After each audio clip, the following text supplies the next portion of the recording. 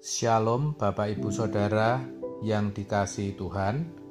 Seri pengajaran hari ini berjudul Buah Keselamatan. Sejatinya banyak orang Kristen yang tidak memahami secara benar makna keselamatan. Pada umumnya yang mereka pahami sebagai keselamatan sebenarnya buah keselamatan. Jadi bukan keselamatan itu sendiri.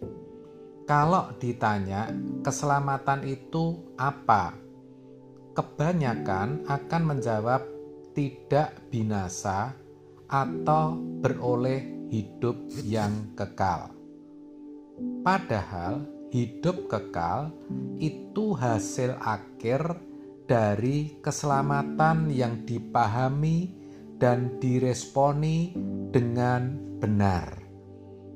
Dengan kalimat lain, hidup kekal itu adalah buah keselamatan. Sedangkan keselamatan sendiri artinya upaya Allah atau proses dikembalikannya manusia kepada rancangan Allah semula. Berbeda bukan? Begini, semula manusia diciptakan segambar dan serupa dengan Allah.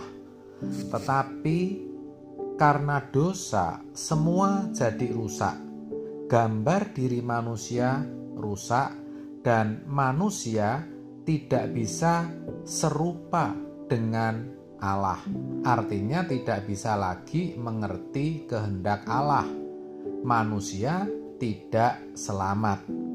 Dengan demikian, keselamatan adalah upaya Allah atau proses dikembalikannya manusia kepada rancangan Allah semula, supaya manusia bisa kembali segambar dengan Dia dan bisa kembali serupa dengan Dia, dalam pengertian kembali bisa mengerti kehendak Allah. Jadi namanya buah keselamatan atau hidup kekal itu tidak bisa diperoleh dengan seketika atau instan. Inilah kesalahan pemahaman kebanyakan orang Kristen. Mereka berpikir hidup kekal itu instan atau seketika, yaitu ketika mengaku percaya kepada Tuhan Yesus dan itu ditandai dengan pergi ke gereja. Ini sungguh tidak tepat. Ini pemahaman yang dangkal. Kalau dikatakan barang siapa percaya kepadanya, kepada Yesus maksudnya, tidak akan binasa, melainkan beroleh hidup yang kekal, itu berarti hidup kekal itu hasil akhir atau buah dari keselamatan, buah dari iman atau percaya kita. Masalahnya, iman atau percaya itu apa? Iman atau percaya itu tindakan atau perbuatan atau usaha. Artinya, ketika tindakan atau perbuatan kita berkenan kepada Tuhan, akan menghasilkan, akan membuahkan hidup yang kekal. Jadi perbuatan kita itu berperan penting agar kita bisa beroleh buah keselamatan, yaitu hidup yang kekal. Itulah sebabnya dalam Yakobus 2 ayat 22 dikatakan bahwa iman bekerja sama dengan perbuatan-perbuatan dan, perhatikan, oleh perbuatan-perbuatan itu iman menjadi sempurna.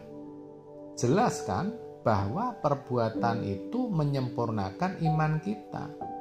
Tanpa memiliki iman yang sempurna, maksudnya iman yang disertai perbuatan, kita tidak akan bisa beroleh hidup yang kekal.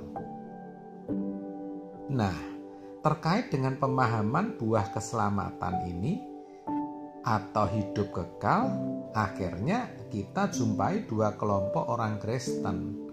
Kelompok pertama adalah orang Kristen yang salah memahami buah keselamatan.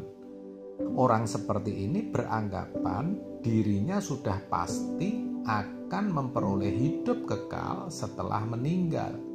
Maka ketika selama hidup di dunia sebagai orang Kristen lebih bersifat pasif, artinya jarang sekali mempersoalkan keadaan keberdosaannya, dan itu ditandai dengan kehidupan yang suka-suka tanpa mau memperhatikan pikiran, perasaan, dan kehendak Allah. Tidak senang, bahkan menolak ketika diajak bicara atau diajar tentang kematian, tentang kekekalan, kekudusan, kesempurnaan, atau soal langit baru, bumi baru. Orang seperti ini kelak ketika menutup mata akan terkejut melihat betapa dahsyatnya kekekalan, dan orang seperti ini pasti tidak siap ketika berdiri di hadapan pengadilan Kristus. Kelompok kedua adalah orang Kristen yang bisa membedakan yang namanya keselamatan dan buah keselamatan.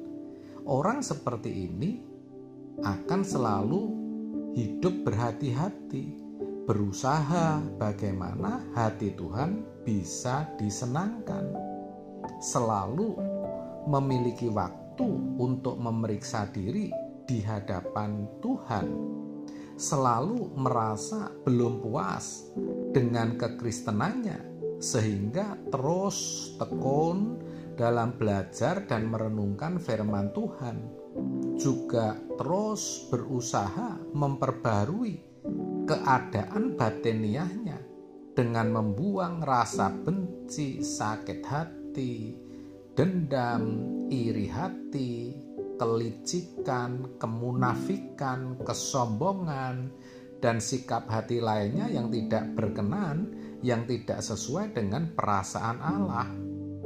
Hidupnya pasti penuh syukur, walaupun menderita tidak banyak mengeluh, ikhlas menerima, sebab ia tahu betul bahwa semuanya mendatangkan kebaikan bagi dia, bahwa penderitaan bisa dijadikan sarana Tuhan untuk memproses kita supaya kita beroleh hidup yang kekal.